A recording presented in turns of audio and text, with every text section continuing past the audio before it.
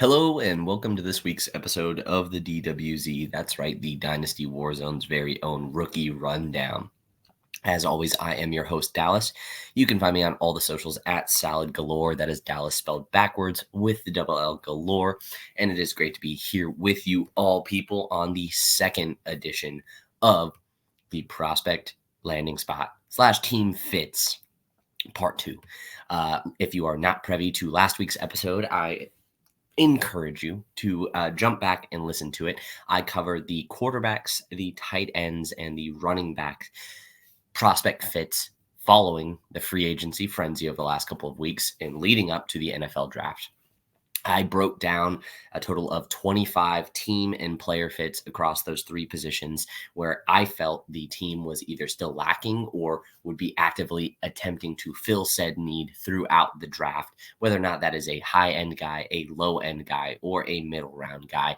I give you team fits, the type of system and style desired from those running backs, quarterbacks, and tight ends in those specific offenses right now.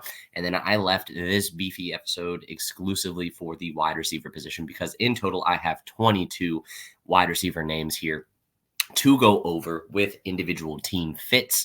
Some of them are high-end guys, some of them are in the middle, and some are later guys, but they are, again, going to be filling the desired wide receiver style that they are still missing from the team specific. I'll go over a little bit of the offense, a little bit of the outlook for the surrounding talents, any moves they made in free agency, and the individual draft fit that fits both that stylistic need and the team makeup need currently that has a hole on it. So without further ado, let's just jump on in. I broke them up by divisions. There are a couple of teams that you could argue may draft a wide receiver, may want a wide receiver, but based off of the current moves that they did in free agency and what is currently on the roster already before the draft, I don't see it as a huge need is what I would say. And a couple of the teams I left off also just don't have the pick selections or pick numbers to really get anyone that would most likely improve their roster depth more than what it is right now.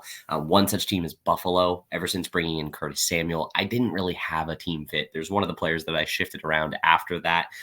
Same thing with the New York Jets. The Jets still need a specific player, which I'll go over to, but Buffalo is one of those teams where I was debating keeping them on, ended up keeping them off after that acquisition of Curtis Samuel, just because I think what they currently have in that stable is very stable indeed. But continuing in the AFC East, we will jump to Miami. Miami, one of the biggest things that they need still and that they've attempted to draft both of the last 2 years underneath McDaniels is a big-bodied kind of just chain mover is what I would classify it as. You have Waddle who can play all over the field. You have Tyreek who is your true number one who can also play all over the field, but you don't have just a bigger guy. Both eat quite a bit in the slot. The bringing in of a guy like Jonnu Smith this offseason in free agency also takes away a little bit more of that gadgety type of role or again, those slot snaps. So I'm still looking at a big bodied guy. But if there's one thing that the Shanahan / McDaniel type of team likes to do is they still want a ton of athleticism if you're going to be a big guy. And that's why my perfect fit in this Miami scheme to pair up with the likes of Jalen Waddle and Tyreek Hill are Brendan Rice. It allows you to open up the underneath quite a bit more by moving around Waddle, moving around Tyreek, making it a lot harder to decide who is doing what. Brendan can also play a good amount in the slot. He's a very good route runner, a ton of speed, a true 6'2", 215 type of frame as well. So this is what the team has been honestly missing.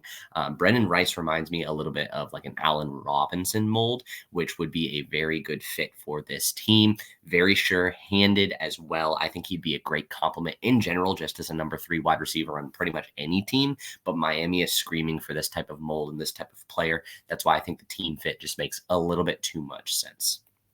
Going on to AFC East team number 2, New England Patriots. They tried for basically every true star in free agency for the wide receiver position. As of right now, still a potential that a guy like Brandon Ayuk, a guy like T. Higgins gets traded, gets moved this offseason, either prior to the draft or after the draft to a team like New England, especially if they go quarterback as expected in the first.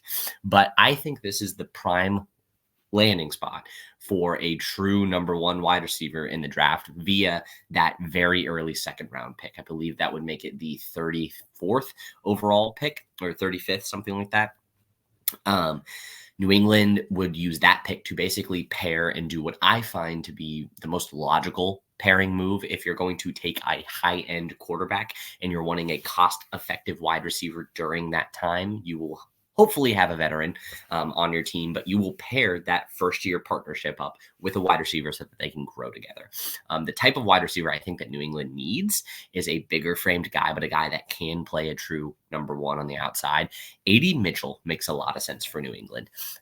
Depending on who they bring in at quarterback, I may be able to go a different route. But when it comes to who is most likely has the best potential to be around at the top end of the second compared to the rest of the players, I think A.D. Mitchell is that guy. There's some concerns about his route running, that type of thing, but they already have a lot of route runners that are smaller, a little bit less sure-handed than a guy like A.D. Mitchell in New England. I think this is the type of fit on the outside that would make a lot of sense. If you had a guy like, per se, Jaden Daniels coming in at number 3 to play quarterback for New England, deep ball is where he thrives. That's where A.D. Mitchell also thrives, and that type of pairing just makes a little bit too much sense in my head. Now, again, if they were to bring in an Ayuk, bring in a T. Higgins via trade, most likely losing that second round pick regardless to make that trade happen, but also kind of transitions their needs more towards the slot, more towards the smaller things, pairing something up with Demario Douglas, or not, no, Demario Davis, I was correct the first time, would make a little bit more sense. But A.D. Mitchell, as the team stands right now, would make a ton of sense for the New England Patriots to get a true number one type wide receiver, at least when it comes to body mold and ceiling. Going on to the last AFC East team, we have the New York Jets. They've been screaming for a true slot. They've tried a lot of different options here, started basically with Jamison Crowder a couple of years ago, transitioned into Braxton Berrios experiment, that type of thing. They just are looking for a true underneath slot wide receiver. Garrett Wilson can play in the slot, but you want him on the outside. They brought in the big boy Mike Williams in free agency after he was cut by the Chargers. But the slot role is open. And when it comes to separating underneath, specifically as a third option with quick twitch underneath, I think Jamari Thrash would make a ton of sense on this Jets team. It wouldn't require a high-end pick. The system is a true spread-it out West Coast style, still with Rodgers. He likes people that get open. He likes people that catch the ball when they're open, and that's what Jamari Thrash does. He may not be the sexiest pick. He may not be the biggest, the fastest, anything like that, but he plays the slot extremely well, and it's a type of fit to a scheme fit that makes a lot of sense for the Louisville man. Moving on to the AFC North, we will go first with the Baltimore Ravens. I think they're still looking for a number one wide receiver, but they are one of the few teams that I think bring in a guy who may not have every characteristic to be a number one, but if your offense specifically functions on targeting the underneath type of roles for your number one, i.e. what they've been trying to do with Rashad Bateman for a very long time, I think this is the perfect team fit for a guy like Keon Coleman. I know people will cringe at that. People will be like, oh, no, don't give him to Baltimore. Baltimore is where wide receivers go to die.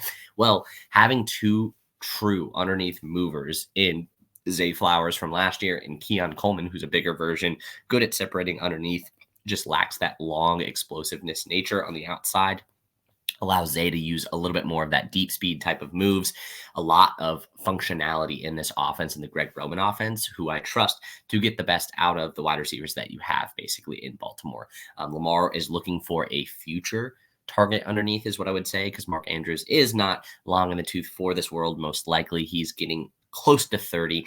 I know that tight ends have a tendency to last longer, but this is now the second out of the last 3 years where there has been a pretty significant injury towards the end of the year that has made him miss time.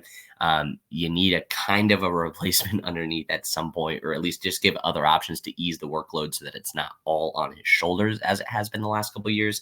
And so Keon Coleman, not being my favorite wide receiver type of one mold, but a guy that could become your target hog underneath in this type of offense, I think the fit makes a lot of sense. Even if as a dynasty community, you would hate it, this is what makes sense for the NFL team and for the team fits in general. Going on to the second AFC North team, we will go with the Cincinnati Bengals, and they've retained T. Higgins. They've got Jamar Chase. You would be surprised with me saying that they still need a wide receiver, but a guy that can play as a true slot role, that can constantly, I would say, work to get open, or has the sure-handed nature that if they are open or not being pressed basically as the third option, they can turn that into a big play. you're looking at a guy like Roman Wilson. Maybe people think that Roman Wilson plays on the outside. They lean into his speed a little bit more. He was an average athlete pretty much across the board, very sure-handed and stuff like that. His separation skills still aren't the best, but he feels like a good comp for a guy like Tyler Boyd. They play pretty similarly. It's an underwhelming style of football to me, but it is a reliable style of football. And having a reliable number 3 receiver on an explosive offense is one of the best things that you can do for yourself. They aren't going to have to use a super high draft pick on him. It's insurance because he has some traits that are similar to the guys they already have on the field. They could just stay status quo with a guy like Charlie Jones, who due to injuries didn't get a ton of work last year, but that may have some potential to play that true slot role because of his separation abilities underneath. But a little bit more sure-handed than what I saw on tape from a guy like Charlie Jones is what Roman Wilson is. It's a team fit that makes sense. It's a system fit that I think will make a little bit more sense after transitioning from the current offensive coordinator from last year to a new one now that he's down in Tennessee. So just a name to watch out for, Cincinnati. I think people would be bumping him up quite a bit in their rankings, even more than they've done throughout the process if he lands here. But it's a positional fit that makes sense for a guy like Roman Wilson that reminds me quite a bit of the guy that they are still not able to re-sign in Tyler Boyd. Moving on to the rival Pittsburgh Steelers, a lot of shakeups here. Some would argue that the biggest need that they need is an underneath separator right now. I think they can get away with the options that they have. They've got a couple of gadgety guys underneath. They most likely will be taking a wide receiver pretty high after moving on from Deontay Johnson, but George Pickens can be your number 1. He is really good contested, really good on the outside, that type of role. He can work underneath if you need to, but what they're missing right now, what they've been missing for a while, is a true deep speed threat that can also play a physical game of football. The guy that just feels like a Pittsburgh Steeler to me in the second or third round is Jermaine Burton out of Alabama. Sure-handed, speed threat, can play underneath, can play deep, can separate against man and zone, catches everything in sight, physical after the catch, not like a, hey, let's see what's going on with Malachi Corley being a running back type of physicality, but just very physical, and he takes contact extremely well. Jermaine Burton's one of my favorite guys, and he just, again, feels like a Pittsburgh Steeler. Like when George Pickens was coming out, he felt like a Pittsburgh Steeler. It's the same type of thing with Jermaine Burton. I think he fills the role that they miss now in the deep speed aspect, but I can also see why you may want a true slot, a true separator underneath. I was debating between a couple of guys here. Another name that I would really like here is probably Ricky Pearsall would make a lot of sense just because that's the type of separation role that you're losing in Deontay Johnson, but he fit another team a little bit too well for me to ignore that fit. So Jermaine Burton just makes sense in Pittsburgh. It's a good fit. It's the same type of play style that they like to do. Same type of pedigree that they usually go after as the SEC guys. So makes a lot of sense for Jermaine Burton in Pittsburgh. Moving on to the AFC South. First one is the Indianapolis Colts. They've tried this a couple of different times with different types of roles, but they need a kind of like a gadgety, scheme him up type of player is what I would say, more so than anything else. But they also love speed. So they're just trying to get as many athletes on the field as possible. This one may surprise people, but I think Xavier Legette would do wonders in this Indianapolis offense with the physicality and the speed threats that are currently on that team and what they're lacking. So you have Michael Pittman as the true wide receiver 1. They just paid him to be the wide receiver 1 on the team. You have Anthony Richardson, who can run all of the field, extend plays. You have Josh Downs, who's probably one of the most sure-handed guys underneath you could ask for when it comes to catching the ball, both in contested separation as well as true separation and just getting open quickly. Xavier Legette, you could use as that true Z move piece, and the physicality, the athleticism, everything that you're adding with Xavier Legette to this offense would just bump up the ceiling for everyone else around him. Opens it up even more. The ability to use him all over the field, including in the backfield, that yak, that physicality, all of that when paired with the rushing attack that they're going to have with both Anthony Richardson and Jonathan Taylor. This is a fit that makes a ton of sense. The Alec Pierce experiment hasn't really worked out. He just can't consistently catch. He's very much in the MVS mold. He's really bad at separating. Legette has enough deep speed to be used in that same type of role as an Alec Pierce, but has a lot more physicality and nuance to his game underneath. It's no secret I'm not in love with him, but I would be in love with this fit for Xavier Legette to the Colts. Going on to the Jacksonville Jaguars, they're in need of a true wide receiver one. They brought in Gabe Davis and lost Calvin Ridley. It's kind of a net neutral, probably, as to how that offense kind of operates. Right now, that would transition a guy like Christian Kirk into the number one role. But they're looking for a guy who could see a lot of targets and has an athletic profile. That's what they always go after. If you look at every single person that they've brought in, they like athletic freaks, athletic toolsy guys with speed. This one may feel a little redundant, but I think it opens the field up a little bit more for a guy like Christian Kirk in order to bring in a guy that plays his role a little bit. I think Troy Franklin to Jacksonville would make a lot of sense. You have the deep speed type of move guy that you have in Gabe Davis, contested guy, big guy on the outside. You can chuck balls to. You still have Zay Jones who can fill that same role. Christian Kirk then transitions back into that slot, that seam eater. And Troy Franklin could come in at the end of the first round for Jacksonville and could add a ridiculous speed element, a separation ability underneath, and allow him to not like have to be the number one right away, but has the ability to become the wide receiver one for that team pretty quickly. It's a fit that I like. Is it perfect? No, but it fits what they typically do and what they constantly look for in their wide receivers underneath this regime. So I'm pretty confident in saying they're going after a speed guy if they are going wide receiver early, and Troy Franklin's the guy that fits where they're drafting, what they need, and the play style that they're looking for a future star. Going on to the AFC West, this is the first one. They need a multiple wide receiver. They need a guy that can fill multiple different roles. There's a lot of question marks about this wide receiver core. They have a big skyscraper type of guy that doesn't separate very well in the form of both Tim Patrick and Courtland Sutton. And they've got a deep speed guy that people think should just play the slot in the form of Marvin Mims. They've let go of Jerry Jeudy, who was the true route runner, the true separator underneath. They need a multiple wide receiver that can be moved around and playing different roles because Sean Payton, he likes to be creative. If I'm looking for a multiple guy that could be your number one if you need him to be, could be your slot wide receiver if you need him to be a target sink, but I want him to separate. This is where I gave Ricky Pearsall. The Denver Broncos with Ricky Pearsall comes in, has the capabilities of being a slightly better Jerry Jeudy is what everyone else would probably hope to see.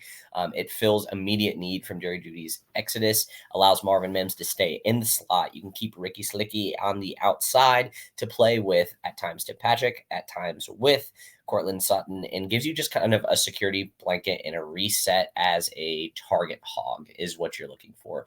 May not be an instant producer when it comes to the touchdown department, but when it comes to third down, this is the type of fit that I think Sean Payton could get maximum value out of, even though I have my reserves about what Sean Payton is as a head coach going forward. Going on to the Kansas City Chiefs, this one should be no surprise to anyone. They brought in Marquise Hollywood-Brown this offseason to pair with Rashee Rice.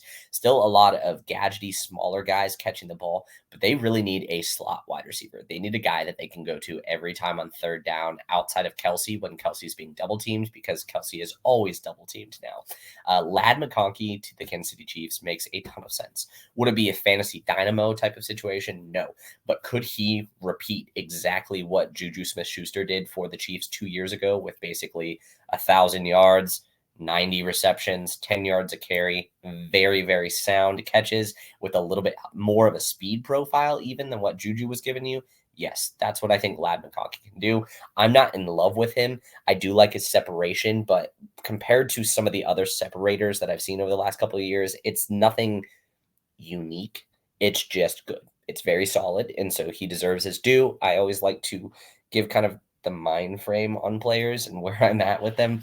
I just always keep it in a 3-year window mindscape. So if I'm really touting a guy for a specific ability, it's because I haven't seen it in the last couple of years. And Ladd falls into a category of I've seen it from different players over the years, the last couple of years.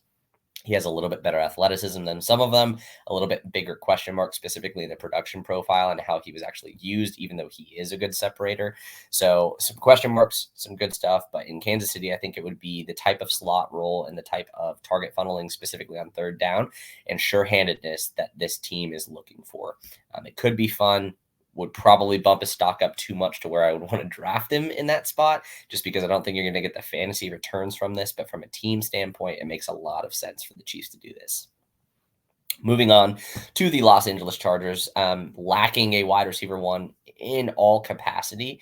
I think they still need speed among pretty much anything else. And they need a guy that you can use in multiple different capacities. So again, I'm looking for a multiple speed guy. Ricky Pearsall was in consideration here, but I think it's going to be potentially a mid-round first after trading back that they're using on a wide receiver. Sounds crazy to me, just how I see the player. But I think if they decide to pass up on a guy like Malik Neighbors, who everyone is touting to be going here early in the first round, I think that they could go Xavier Worthy if they were to trade down a little bit, specifically with like the why am I blanking? With the Minnesota Vikings. Like if they were to come up to 5, take the 11 and 23 picks, whatever you need on top of it to make it happen, that type of thing. At 23, I think taking Xavier Worthy would make a ton of sense for the Chargers. They could then use that first pick at 11 to grab a offensive lineman, most likely, and then they could come back and scoop up a wide receiver that they had just traded away, a guy that moves significantly better than either of the guys that they let go in Mike Williams or Keenan Allen. You could use it underneath as a slot if you need to early, but has the game-breaking capabilities as a true gadget, true multiple wide receiver with tons of speed. Another team that's desperately in need of deep speed, the Dallas Cowboys. You can't have CeeDee Lamb running deep posts and deep just go routes all the time. They've been looking for a deep speed complement for a couple of years. Brandon Cooks gave a little bit of stability, but he's a lot better in the slot than he is as a deep threat nowadays, just as he's getting older. Allowing you to keep Brandon Cooks and CeeDee Lamb in their respective roles, allow for complete and utter madness by moving them around underneath.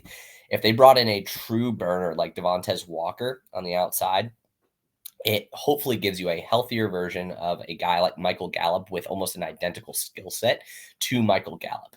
A little bit more sure-handed from what I've seen. His double move is, in my opinion, the best in the class. He does it better than anyone. So just giving you that top breaking capability for the deep speed on a discounted charge when you have to pay some of these more expensive players. You don't want to invest high picks and high capital in terms of money at the same position typically. And so Devontae Walker in the third potentially or fourth to Dallas as a deep speed threat makes a ton of sense for a guy that is a little bit raw, but could truly fill that role of a Michael Gallup pretty easily.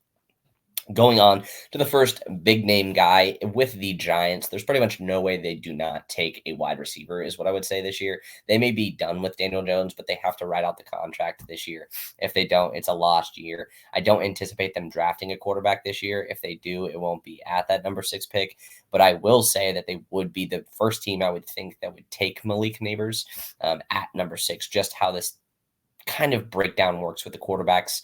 What I anticipate with the Minnesota trading up to 5, Marvin Harrison Jr. going at 4 to pair up with Kyler. 6 is the first spot for another wide receiver, in my opinion, and Malik Neighbors to the New York Giants makes a ton of sense. It is, once again, a true separator. This is the type of mold that they typically go to. I would like a bigger guy to go here. I think that makes a little bit more sense if I was running the team, but it's not what we've seen the team do repeatedly. It's not typically what this offense does. And in a true vertical threat type of offense, push it down the field, as well as having separators inside, which is what Dable typically has. Malik Neighbors fits this scheme and this system a little bit better than anything else. It allows Wan'Dale Robinson to transition outside, be the true deep threat.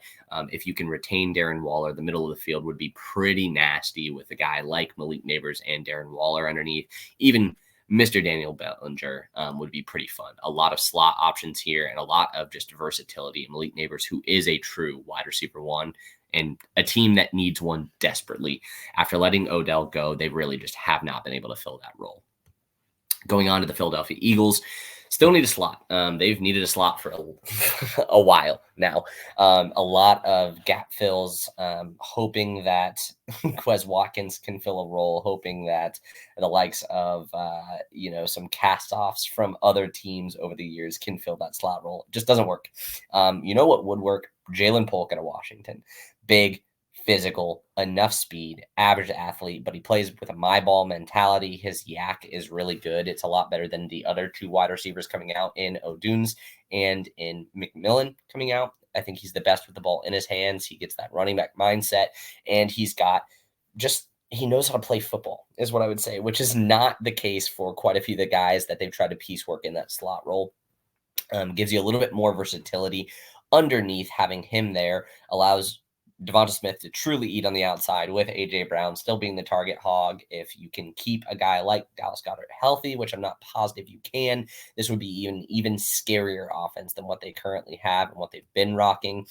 It would just be a lot of fun with a guy like this. He wouldn't be an instant contributor on offense when it comes to fantasy per se, but he would be a very good fit for this team overall. Going on to Washington, the Commanders, they need a gadget guy. They have Terry McLaurin, true separator. They have a smaller version of Terry McLaurin in Jahan Dotson, great separator. They lack some physicality, is what I would say. And so give me a gadget physicality guy that works as kind of a safety blanket and a unique wrinkle type of guy for this Washington offense with your rookie quarterback. Give me Malachi Corley here. I think you add this level of physicality, this level of versatility at a wide receiver position that is lacking that type of physicality underneath. It would be pretty fun. You have Zach Ertz, who can be a true safety valve for the team. You bring in Austin Eckler, who can also be a safety valve. But you could spell Corley in both of those roles pretty well. He's got the requisite size to kind of be a mismatch over the middle with linebackers. He has the definite ability to do that kind of versatile backfield screen game that you're going to be getting a lot with Austin Eckler. So spelling both of those guys as your rookie season, giving you quite a bit more physicality than you've had on the team in recent years, to pair with a hammer that is Brian Robinson, that would be pretty good for a rookie quarterback coming in, and it would be a good pairing. He needs growth and learning behind two very, very good route runners in Jahan Dotson and Terry McLaurin could help his game better than most situations could. So him fitting in Washington makes a lot of sense just from a level of physicality that the team is missing, the type of player he could be, and the lack of need for him to be a immediate contributor, but more of a spell guy so he can learn his craft a little bit better. Going on to the Chicago Bears, this one is short and sweet, super simple. It's been mocked pretty much everywhere. If they are able to bring in a guy like Rome Odunze to fill that big-bodied role they've tried multiple times since letting Brandon Marshall go, I think it would completely round out this offense to where it would be very, very scary. At 9, it makes sense. Pair, once again, with the technique that I always will lean into, pair the rookie quarterback with a rookie wide receiver, high end on both of them, and odds are success is going to follow those two players specifically over the next couple of years. Rome Odunze would be able to learn from two of the better route runners and better separators in the form of DJ Moore and Keenan Allen. Keenan Allen is on a short-term contract right now. They could retain him, but long-term issue of wide receiver is still a thing for the incumbent Caleb Williams. So bringing in a high-end wide receiver at 9, if one of the top 3 guys is still available, makes a lot of sense. If we reach on a guy like Brian Thomas, I would probably hate it, but I can understand it. It's the same type of thing. But if Rome Odunze is there, it's the fit that makes the most sense, and that's why it's being mocked pretty much everywhere. Going to another NFC North team that is in need of a big-bodied guy, specifically the Detroit Lions. So Josh Reynolds still hasn't re-signed with anyone. He is extremely underrated, in my opinion, but it is a type of team that likes a physical guy, a guy that eats up space quickly, that opens up the threat of going a situation other than what used to be TJ Hawkinson, what is now Jahmyr Gibbs underneath, and Amon-Ra St. Brown. They're still looking for another complement that is a big-bodied guy, not just a deep speed guy like Jameson Williams. Johnny Wilson out of Florida would make a lot of sense for this team. He would be just a matchup nightmare for them. Throw in Sam Laporta there underneath. You would have Johnny Wilson and Sam Laporta, just two very athletic big men running around the field when you have arguably a top 3 separator in Amon-Ra St. Brown eating up targets underneath. It would be really, really good for the offense. I think this would be a good fit for him and his overall outlook. He needs to refine his route running just a little bit is what I would say. But allowing him to just immediately take over that Josh Reynolds, the DPJ type of role that they're trying to have as a big body deep threat. Johnny Wilson is the number 1 guy I would want in that role. Don't have to spend up for him. He's going to be a 3rd or 4th round pick for Detroit. Don't have to use your early capital on him, and allows you to add another weapon on this scary offense that would just make a ton of sense in this Brian Johnson scheme. They like their big guys on the outside. They try to fill that role quite a bit. I don't think they're super happy still with the development of Jameson Williams. And so having that speed threat, that athleticism threat of a 6'6", 240 guy in Johnny Wilson, who can also blaze at 4'5", it's very advantageous for the type of system that Brian Johnson wants to run. Going on to Carolina, they still need a number one wide receiver. They do not have the capability of currently taking one, unfortunately, with where they're drafting, is what I would say. So this one is probably the hardest to project. I went with outright team fit.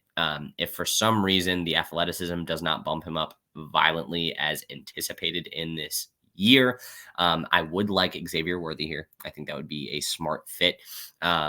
Not Xavier Worthy, sorry, Xavier Legette here. A physicality aspect. It's the type of mold of wide receiver they typically go for over the last couple of years.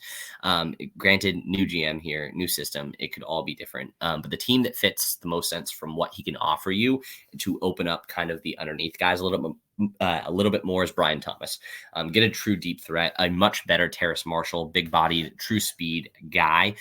They already have some underneath options here. They need to flood this wide receiver core. There wasn't one fit that I loved more so than anything, but when it came to a realistic fit for a guy that I think may still fall a little bit further than people are anticipating at that like 10 to 15 range. I think he's probably going early 20s, late 20s. Brian Thomas is a ideal fit for Carolina. It would make a ton of sense with them now having Deontay Johnson underneath. Give me a true athletic guy on the outside that can take the top off of a defense and allow Jonathan Mingo to kind of pick up the scraps is what I would say. Going on to New Orleans, they're still looking for a big-bodied guy down there. They need to complement on the outside a true X to allow Olave to do whatever he wants to on that team. They're letting Michael Thomas go, most likely not returning. He's going to be getting a decent contract on a flyer, I think, on that outside. Bring in Luke McCaffrey. Has requisite size, requisite athleticism. This feels like the 4th or 5th round pick at wide receiver that the New Orleans Saints take every single year over the last like half decade. They're trying to fill this role. They already have the deep speed in Shaheed. Luke McCaffrey allows you to have a little bit of a speed complement. He kind of reminds me a little bit of Alec Pierce, to be honest with you.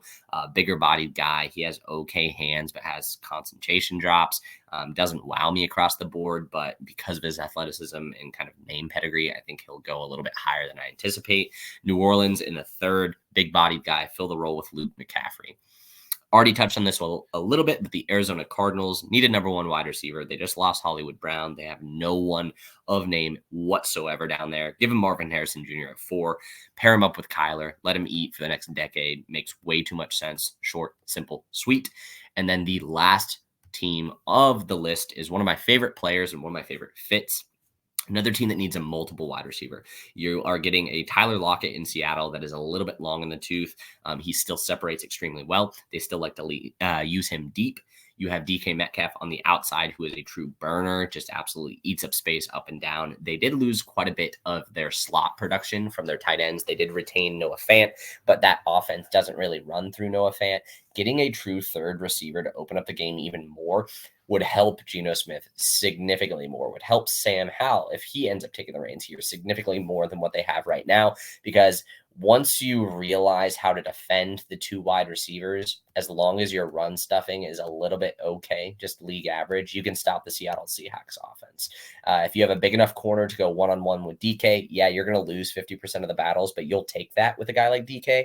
And then if you can double Lockett in bracket coverage to make sure he doesn't eat you over the top and is forced to play the short game, the mistakes will come. So having a third option, which they haven't had the entirety of having these two wide receivers, would be pretty big. A multiple guy that can be used all over the field that I like a lot, specifically in the slot on a team who could use a slot but has enough route running capabilities on the outside and enough physicality and vertical leaping on the outside to be an outside receiver. Malik Washington out of Virginia to Seattle makes a ton of sense. Love the fit. This is the type of wide receiver that they like. They like versatile here typically. Granted, new scheme, new offense, no longer Shane Waldron. It could be completely different, but it's a type of complementary piece with the Seattle Seahawks offense based off of what Malik Washington can do that I would love. And that wraps it up. That was the 22 wide receivers. As a reminder, I touched on all 4 positions across the last 2 episodes, but hopefully you found this a little bit insightful leading up to the NFL draft here in a couple of weeks. I'll be diving a little bit more into prospect-specific stuff. Next couple of weeks, I'm going to be basically doing my final pre-draft rankings, my final, I would say violent team needs, what I really anticipate happening, probably put out a mock as well, and then go a little bit more deep dive into some players you guys are curious about prior to the NFL draft, so you can be a little bit more prepared for some of these surprise players that will pop up for those of you that draft immediately following the NFL draft. Until next week, this has been the Rookie Rundown on the DWZ Network, and have a great time, guys. I'll see you later.